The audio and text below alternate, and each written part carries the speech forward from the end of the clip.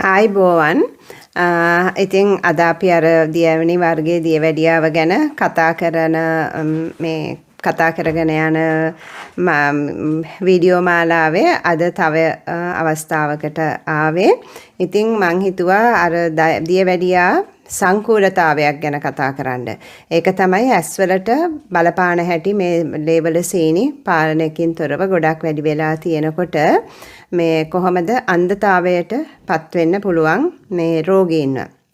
ඒ කියන්නේ ඩයබටික් රෙටිනෝපති කියන තත්වයක් ඇති වෙලා ඊට පස්සේ ඒක ගණන් නොගෙන තිබුණොත් එහෙම මේ අන්තිමට තමන්ගේ ඊටමත් වටිනා අවයවයක් වන ඇස්වල පෙනීම නැතුව යන්න පුළුවන්.